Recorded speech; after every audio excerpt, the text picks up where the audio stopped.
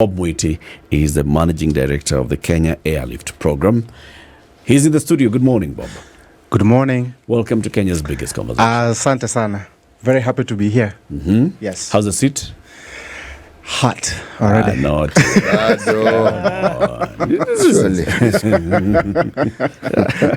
It's a hot seat of the Situation Room. Good to have you on the seat. You'll tell us what the Kenya Airlift program is all about.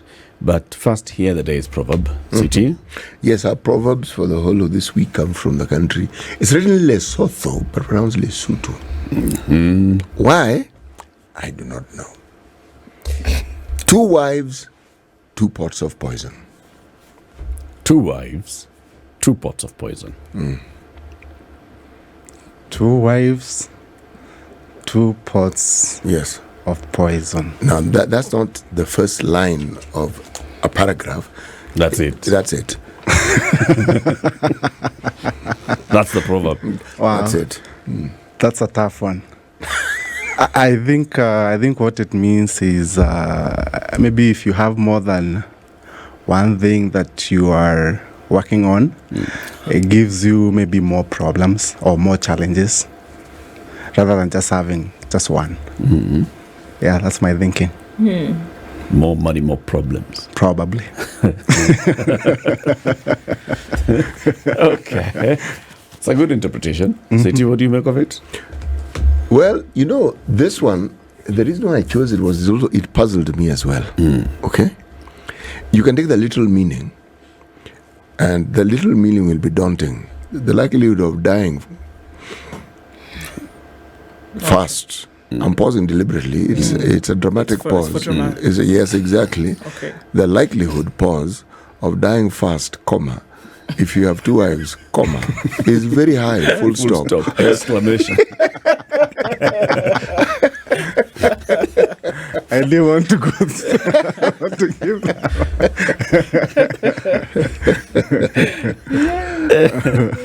Bob, what is the Kenya Airlift program? The Kenya Airlift program is an initiative that we help bright Kenyan students pursue graduate studies abroad, mostly in the US, although recently we just started piloting Canada. Mm-hmm. Yes, so we take mostly STEM students who are interested in STEM designated programs. By STEM, I mean science, technology, engineering, math, with a strong emphasis on technology. So we started the program in 2018, and I started this initiative out of my own challenges of going to the US. In fact, actually, I've been in the US for the last 14 years. I went in 2009. And I went there as a master's student, and that whole journey of going to the US actually was very challenging for me, because one of the things that I found challenging was issues to do with visas. In fact, I was denied visa 4 times before I got there. And of course, also finding a school and finding funding, because as a master's student, especially in the US, it costs you about almost 5 million Kenya shillings. And not many Kenyan or Africans are able to get that kind of money. And once I got there in the US as a student and also trying to, transition into corporate world, I also found challenges, because when you go to the US as a student, you really have to figure out how do you transition from being on a student visa and actually working there, if you really want to work there. And that's a challenge for a lot of Africans. We find a lot of, in fact, actually quite a huge number of Africans, actually, they go to the US, they are somehow not able to figure out how to transition, and they are not now able to even get the right working documents to live and work in the US. And you find we have at least that % of our people without the right documents to live and work there after they are done with school. And these are some of the things that actually we never really talk about. It's a big problem, but no one really talks about, when people are back here, mostly, for example, young people, they want just to go and study abroad. They don't really know what really happens on the other side. They just want to go. Whether they have school fees, whether they don't have school fees, they just want to go to the embassy, get the visa and just go. They think that once you land there, probably maybe, you won't have any problems. But that's not really the case. And out of all the challenges that I had faced, I felt like there needed to be a way of really helping, bright Kenyan students to be able to navigate through this whole process. Then they don't have to worry about where they're going to get the 5 million to study. Also, that process of, let's say, for example, even if you get a scholarship on the other side, that process of actually going to the US requires money. I mean, from here until you land, you need money for the visa. You need money for something called service fee. You need money for the air tickets. Right now, as of last night, actually, we are booking some of the students who are leaving next month. The tickets are going for about $1,600, just one way. So you have to figure out where to get that money. Once you get admitted to a school, before you go there, you're going to probably have to go through some immunizations. You have to find that money. Also, when you get there, where are you going to stay? How are you going to get from the airport to the school? Where are you going to stay? So all those challenges, I had to come up with a solution for that. And that's really how the Kenya Airlift program was born. So what exactly do you do? Because you said you help students. Yes. So we normally finance the students' relocation, tuition, and living expenses. That whole process of going, the cost of studying, which is the tuition fees, and the cost of living expenses, which is a lot of money. As an international student, probably, if you're staying like in a shared accommodation, you'll probably be paying at least around maybe $500, $600 on a monthly basis. And of course, the cost of food and books and all those things also, it adds up. And we facilitate that through a combination of graduate assistantship awards and tuition waivers from the universities that we work with. And on top of that, we offer unsecured international student loans. Now, maybe I can clarify a little bit. Yeah. So we do have partnership with universities in the US. One of them actually is the university that I went to. It's called Indiana University of Pennsylvania. And these universities, what we do is we negotiate for our students to pay less tuition fees than other international students. Now, I'll give you an example. So, for example, if you are going to the US as an international student, and let's say, for example, you are going to that school, it's called Indiana University of Pennsylvania. As an international student, probably you are supposed to pay $20,000 per year in terms of tuition fees for the school. This $20,000 is dollars, of course. $20,000, yeah. $20,000 as an international student. So what we do is we negotiate with the university and tell them, hey, those students who are coming through the Kenya Airlift program, we would love you guys to reduce the amount that they have to pay, so that instead of a student who is coming through the program having to pay $20,000, they can pay, for example, something like $15,000. Now, but you see that $15,000 also, in as much as you've negotiated for the waivers, still that $15,000 not many students can be able to get that money. So what we do is we behind the scenes actually we are financed by an organization based out of the US in Washington DC. It's called Empower Financing. It's more or less like a bank, fintech company, and they are the ones who help us with that portion of the tuition and living expenses. So you don't really have to worry about all that. Let me ask this question. Yes. I like what you're saying, because one assumes that you only need to get up, get to the airport, find a plane, board it, and go to the US, and everything will be fine. Correct. It's a lot more complicated. Very. Now, is this a social service that you're providing, or is it a business? Very good question. Actually, we are registered as a corporation in the US as the Kenya Airlift program. So we are not how do I put it? Non-profit. Non-profit. You are not a not-for-profit. Yes. You are a for-profit. Correct. Yes. For-profit. Yes. Organization. Correct. Yes. Very good. Yeah. So how do you make your money then? Because everything so far, the students don't seem to be benefiting. At what point do you make your money? Absolutely. So when students join the program, so in as much as we are facilitating, relocation expenses, tuition and living expenses, also the students, they have to make some commitment to join the program. At a minimum, our students are required to put in $1,100 to join the program. To join the program? Yes, $1,100 to join the program. That is your entry fee? That's our entry fee, yes. Okay. And of course, you have to meet the academic requirements, which is basically you must have scored at least, if you want us to, there are two options of the program. If you really want us to help you with the relocation, piece, you must have scored at least a B plane in KCSE with a B in math or physics.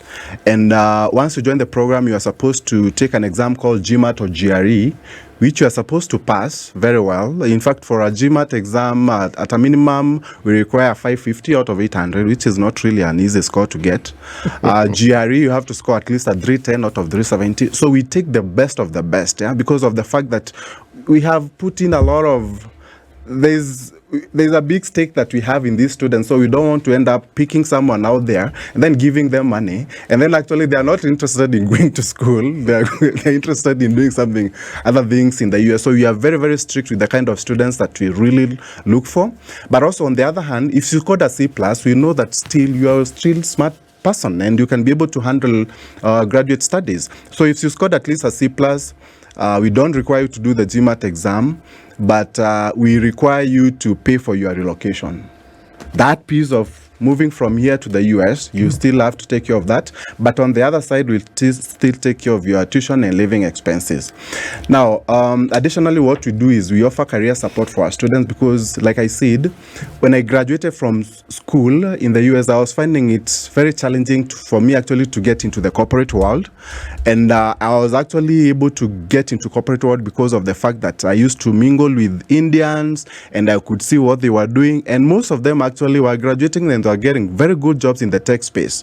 So me, I did BCom from Strathmore, finance, accounting. I had done some ACCA, so tech was really never my thing. But then again, when I went there and I was finding all those challenges, I tried to look at what these other international students were doing, especially Indians, and I found out that mostly they were getting into tech and they were actually getting good jobs.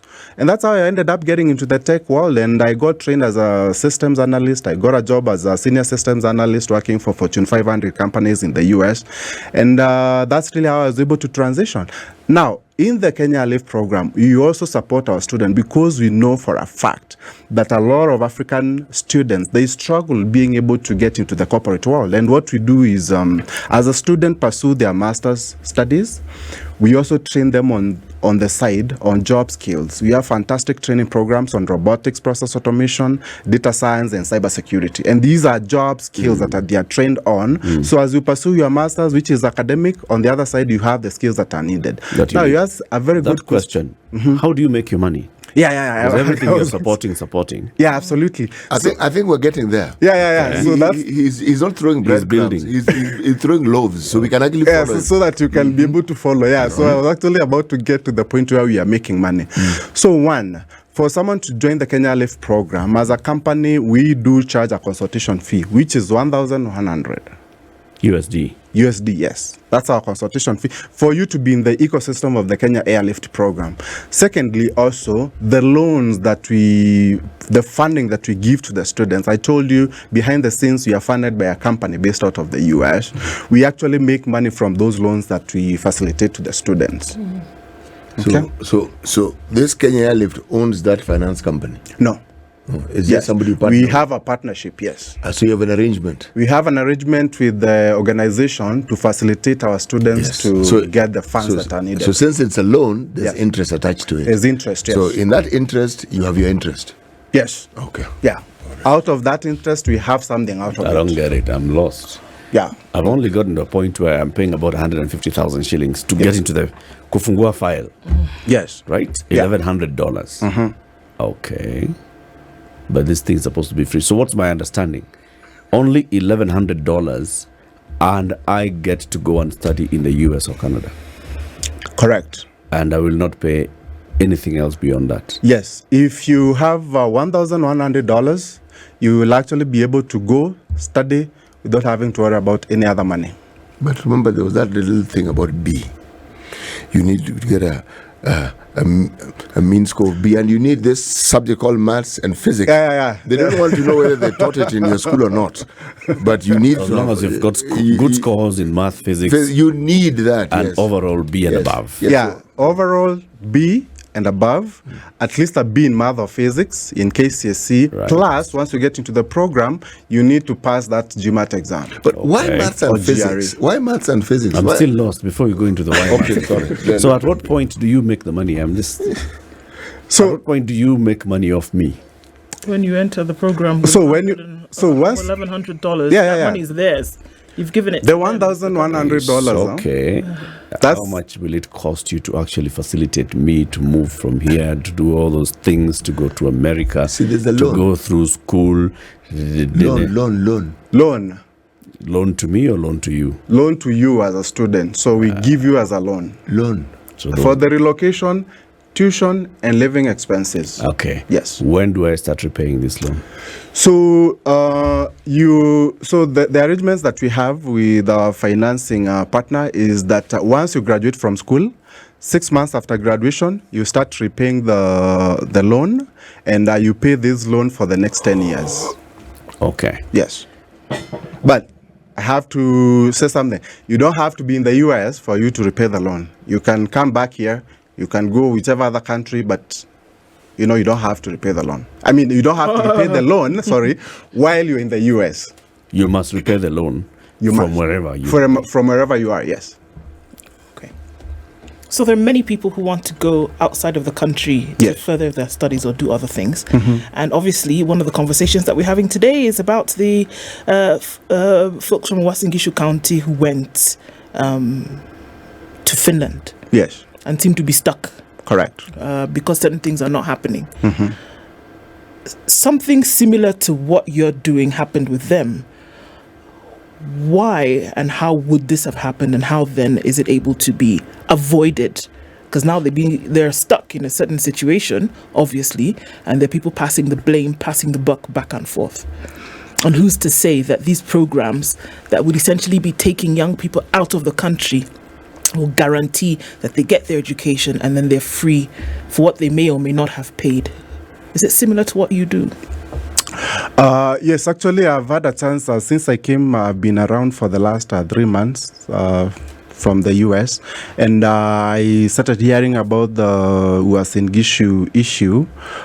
From what I know, I had some discussions with the Deputy Governor, Honorable Engineer John Bororot. And from what I heard is the fact that what happened is they sent the students to Finland, but what happened is from the parents, they thought that this was a scholarship, which actually was not. So basically what they were doing is they were collecting money from parents, and then they would put this money in a pool, and from this money they would use it to pay for the school fees for the students who are already on the other side.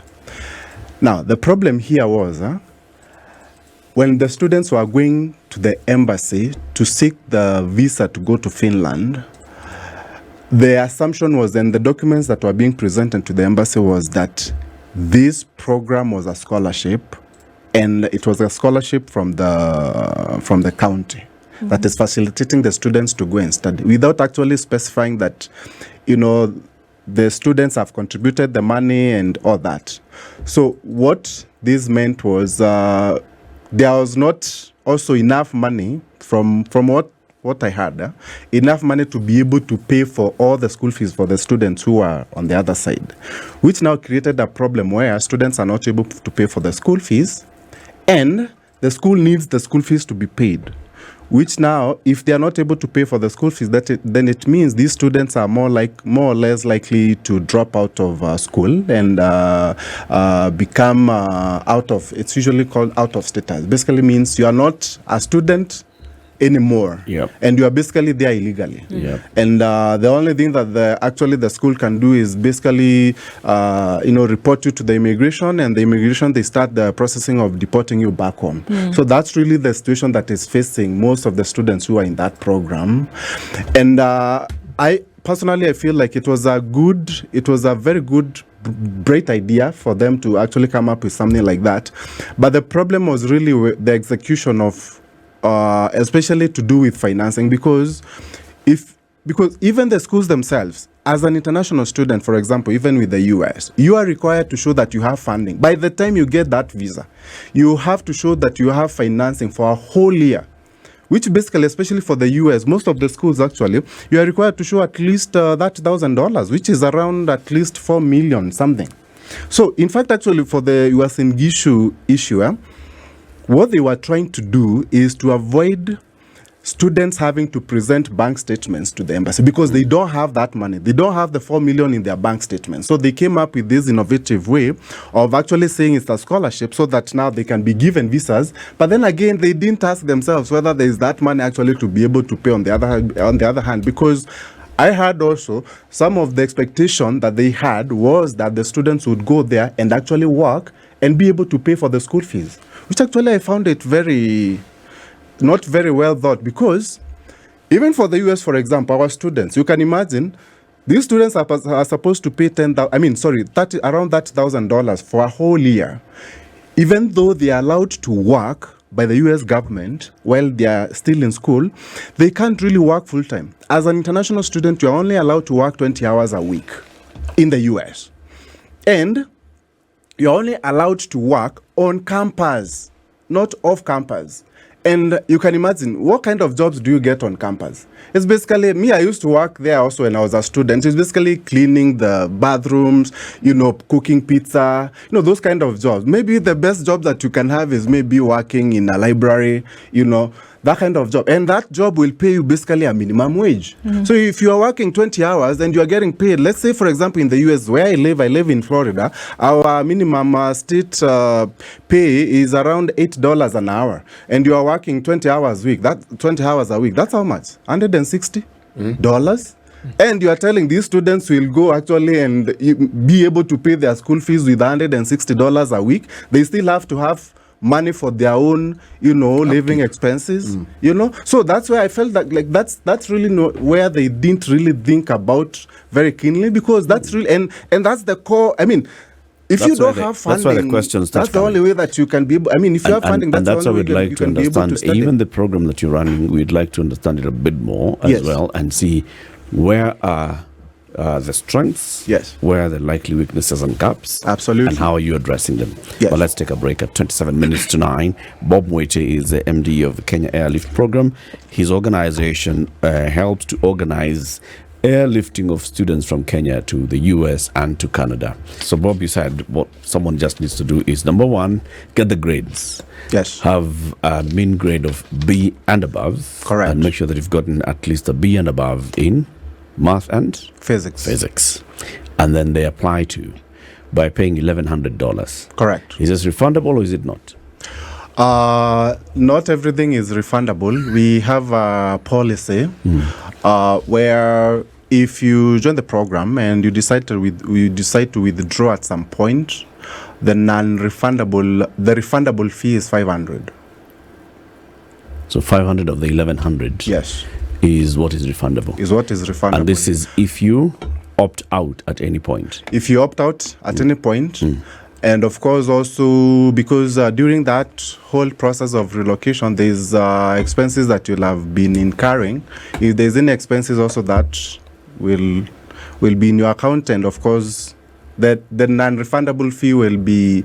The refundable fee will be $500, and then if there's any expenses that you'll have incurred through the process, that one will also be deducted. It's also reimbursed or deducted. Deducted from you. What if I do not get a visa? You see, this whole process of airlifting students, there is aspects of that process that actually you have no control of. One of them is admission to schools. Mm-hmm. In as much as we have partnership with these universities, we have no control of actually how they admit the students. In fact, actually, you might be having all the qualifications, you've passed the GMAT exam, and we apply to the school that you wanted to go, and you might not be able to get that school, maybe for that specific intake, because schools usually have different ways of looking at things. Maybe, for example, the time that you're applying for maybe they've already filled up the class. So you don't have any guaranteed slots? No guarantees. Even with the university? Even with the universities, yes. Indiana University of? Pennsylvania. City in Indiana University of? Pennsylvania. I need to say it slowly. So you don't have any guaranteed slots? No. With any of your partner universities? Yes, no. And it's usually like that. It is a bahati nasibu. I don't want to say No, but pata not potea. really. I don't understand. So what's the partnership about then? If there are no guarantees, then what's the No, partnership you can for? see, City. You can't be guaranteed admission because There there are slots. Yeah, slots. There's No. You can be guaranteed admission if I meet the requirements. Yes. Yes. See, the thing is, in fact, actually, even when I say you are not guaranteed, it doesn't mean like we have students who it's very hard for you actually not to get admission because once you get into the program also, because it's not just that university. Actually, we have around 10 universities. We have our team that looks at the specific requirements from specific programs within that university. Maybe your background. Let's say, for example, you want to do Master of Science in Cybersecurity. This university is asking, maybe you have to have some Python background. You've done Python programming. Python what? Can Python swallow is a programming language. unaweza kula kuku mzima peke yako. Wewe ni Python. Yeah. So Na manyoya. Na manyoya. Wewe ni Python.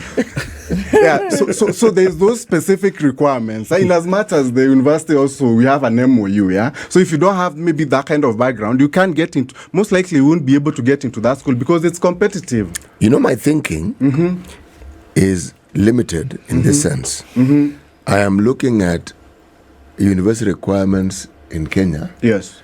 And at the time when I first went to university to study education, Yes. all I needed was to get a certain grade. That's it. Yeah. And I would get what I wanted if I qualified for it. Yes, there were times when you couldn't, but in my case, I got what I wanted. Okay? There were no issues. Yeah. I even chose whatever it is that I specifically wanted to learn. Now, are you saying that with the partnerships you have, I pass my GRE, I have, in fact, an A in maths and an A in physics. Forget the B that you're talking about, okay? And every other requirement, all those, I've ticked the boxes, as they say. I still don't have a guarantee. You will. So, you see, when we onboard students into the program, those are some of the things, because actually we are certified by an organization, an agency called the American International Recruitment Council, and we actually have to have those disclaimers that in as much as you have every qualification, you are not guaranteed admission to universities, because that's the decision of the university, not us. The universities, they are the ones who make that Yeah, decision. they are the ones who make that So you can't decision. make that decision on their behalf. Yeah, so basically our work is to basically make sure that you have the right qualifications.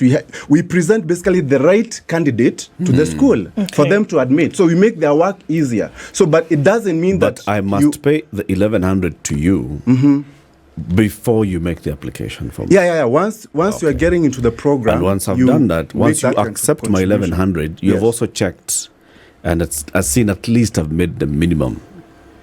Yes, You're checking. Yeah. We Okay. scrutinize once you submit your application. If I don't our get team looks at everything. admission, do I get my money back? So But that's why you say only 500 comes back. You see, we usually really don't have students who entirely are not able to get into a school because, like I said, it's not just one school. There's different schools. For example, you may want to get into a program, and that program you're not admitted, but you actually apply to up to 3 programs for you. Okay. So you still have a chance So of I'll being get admitted. one at least. Yeah. You still get. What I'm trying to say is that because also I heard from the USN issue that some of the students were saying, hey, were complaining that they've been in the process for so long and they've not been able to go, because that process there can be delays because of the fact that maybe this program that you wanted to go didn't admit you for that intake, but they might admit you for January. So now your process will take a little bit longer. We have students who take actually even more than a year. That whole process of going to the US through a program, it takes a year on average. So in this case for the Wasun Gishu thing, which is what we're focusing on at this point, Yes. there would have been no indication from what you're saying that there was something afoot, because it is normal, according to you, to wait for some time before you get your admission. It's normal, according to what you're saying, that you could pay something and you would go on the other side and then maybe pay the rest. It's normal that you pay something and get a scholarship, because that is what these folks believed, that they were on scholarship. However, there's something that they did pay to go. all of the things that led up to these students going from Kenya to Finland, the information that they had then was normal. In a program like yours, it is then normal. There would have been nothing that would set off the alarm bells in anybody's head that, there was something wrong, isn't it?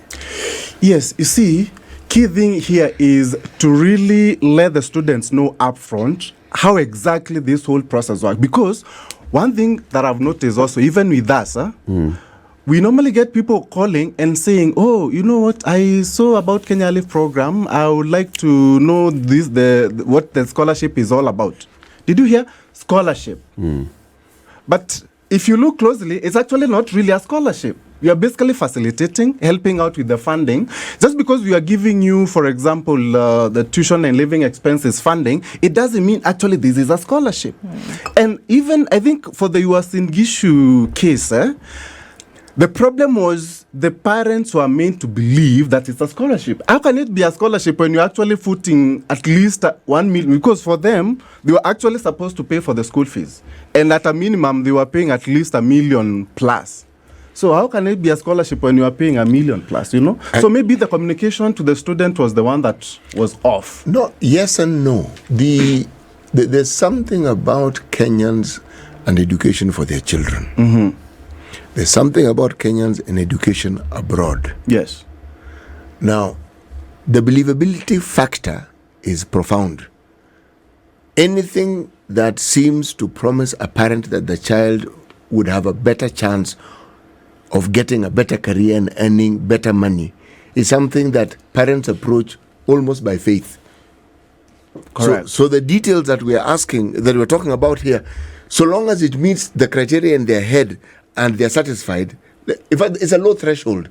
It's easy to convince. That's number one. Number two, depending on who is telling them. If you listen, this was Ngishu case.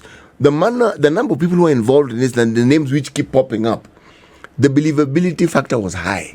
Correct. Because if so and so is involved and so and so is involved, this thing is kind of like a government and a county thing. So why can it? You see, it went wrong when it went wrong. That's when you started realizing, goodness, something isn't quite right. Correct. This isn't the first time. There are many, many instances that we've read of. I've even encountered people like that because I was once a teacher. Yes. People who come and say, this is what we want to do for you. This is what we're hoping we'll do for the students. And one or two of them, when you start asking questions, you realize they don't really have answers to the questions I'm asking. So you feel this may not be quite what they're saying. Correct. But how do parents get to ask the right questions? That is what I'd like to ask you. Because you have a system which, as you say, works. What questions should parents ask when someone comes and says, we have a program that can help you get your child abroad? Yeah, the bigger question is actually one, what am I putting into this initiative as a parent or as a student, yeah? And if I put in this amount, what in case things don't work out? Because like we said, it's not like 100% guarantee that it will work out, right? If things don't work out, then what do I get back as a refund? Probably. So all that needs to be stipulated somewhere. Maybe in a handbook, for example, like us, we have that 2-page document that actually has the schools that we work with, the programs that you can choose, the cost of studying there, and everything else about what you are contributing is goes for what. So that now, even as you join the program, you have already read that handbook, and it's very clear to you that this is actually how the program works.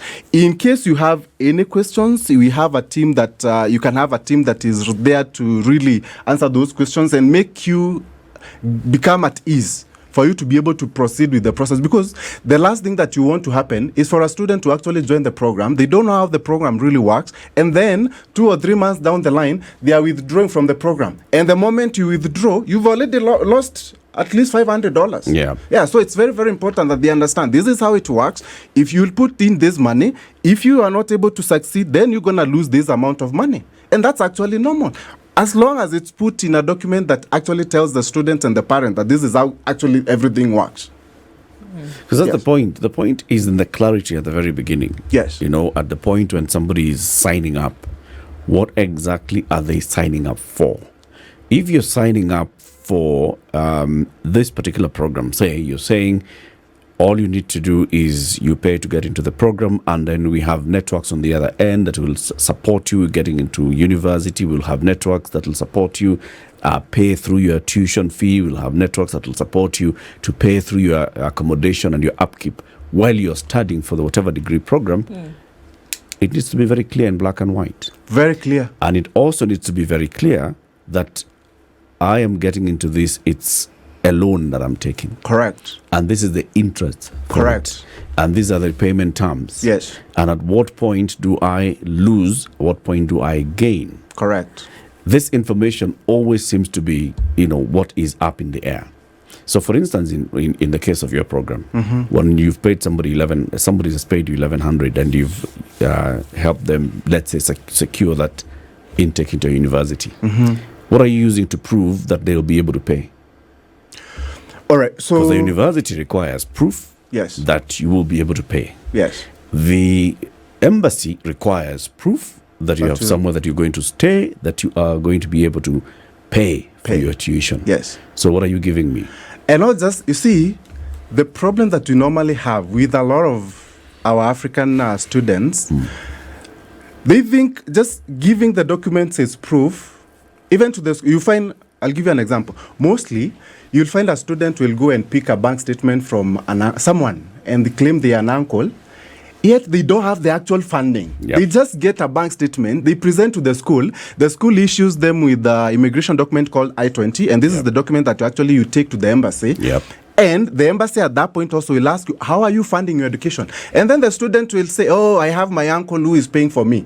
Some bank statement from somewhere, River Road or I don't know where. And they present that. Maybe if they are good enough and they're able to convince the visa officer, they'll get the visa. But guess what? They don't have the actual funding. They basically presented the documents. And actually, even for this Uasin Gishu case, I think also this is, to some extent, this is what was happening. Because the county government was gave the students a document that they were presenting to the embassy purporting it's a scholarship, and it was not. But they didn't have, even though they were collecting the money, actually they didn't have the money full. They didn't have everything sorted out in terms of how they were going to fund the students. Now, in our case, we have to make sure that these students are actually approved for a student loan to go and study. You cannot leave the country without that. And in fact, actually, those documents, the loan document that says you've been approved, let's say, for example, for $30,000, that loan document is the one that we send to the school. The school confirms, certifies, and confirms from our lending company, the one that actually gives us the money. There's partnership with that company as well. So what's this company? What's the company? It's called Empower Financing. That's the guys that fund us behind the scenes. So the documents are sent to they're given to the student, and the student sends to the school, and the school confirms that that loan has actually been approved for that student. But the thing that Empower Financing requires for it to advance this loan is some sort of guarantee that will get its money back. Right? It's a financial institution. If it's a commercial bank, if it's a microfinance, whatever, if it's an US SACCO, whatever it is, for it to advance a loan through, Kenya Airlift program, and then it comes into Eric Latif, they have to have some guarantee that Eric Latif is actually going to repay. Yes, you see, when that process of applying for the facility to go and study, which is you who's doing, which is us Airlift as the Kenya Airlift program, yes, Yeah. we also engage the students, in terms of the application process, and because there are some things that, for example, there will be required by the lender for us to be able to submit a successful application. For example, where you live, your details about here, because they need all that, because this loan is unsecured. You are not presenting any collateral, like what do you call it? Easy logbook and things like those. Nothing. Basically, what they look at when it comes to underwriting for that loan is that you are brilliant, you're good. Chances of you succeeding are high. And for them to be able to make that judgment, one, you must be going to a school that is supported by this company, Empower Financing, for example. This is not just any school. It's actually some of the good state universities. Secondly, you are going to study a program that is marketable.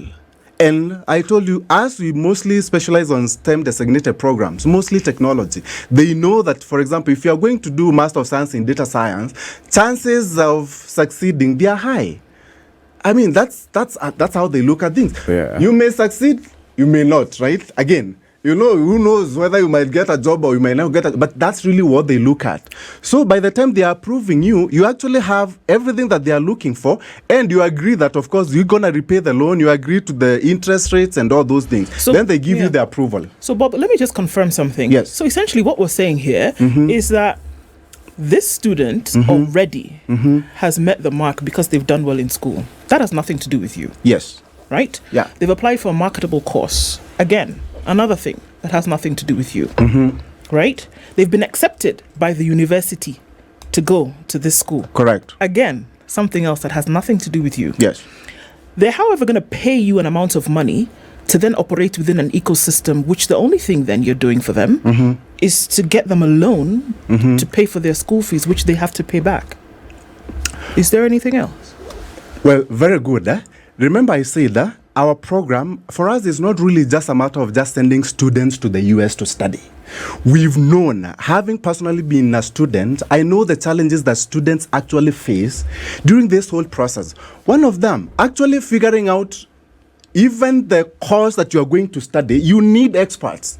We have a team of career advisory that actually says to the students, gets to understand the student's background and advises students for the program that best fits their needs and the requirements from the school. That's why they come into the picture, because I said, you know, it's not guaranteed to get admission, but if you have a team that understand exactly what is needed by the schools and in your best interest also, they want you to succeed, then it becomes more easy for you actually to get admission. Secondly, for us actually, I said we also do training programs on job skills. This is huge. This is a big deal, actually, because Sound like Trump. This is huge. for real, because I'm saying this out of my own experience, having been a student in the US. It's very, very hard for you to transition. Let me ask in you a corporate. final question. Yes. Bob. Are you registered in Kenya? Yeah, we are registered in As a Kenya and what? we are registered in the US as As a a- company. as In the US as a C Corp. Here in Kenya, we just got registered as what do you call it? A limited liability company. Okay. Yes. Who are the how many directors are there? 2 directors. What are you registered as? As a financial institution, as an education program? What are you? Education and technology consulting company. Okay. Yes. So it's a consulting. On this end, you're a consulting company. And in the US as well. In the US, you are also a consulting Yes, company. we are US. We are also a consulting company. Okay. Yes. But you're connecting me to a lender. We are connecting you to the lender. We are connecting you to the schools. We are basically connecting you also to the companies that can be able to potentially also hire you. Employ. Because what we are doing is we are helping you and training you on job skills so that you can be marketable once you are done with school. Okay. Yeah. Bob, we thank you very much for joining us today. No problem. Thank you very much. Yeah. Bob Mwiti is the managing director of the Kenya Airlift program. We've been talking about students going to study abroad in the US and Canada. This is the Situation Room, the only way to start your day.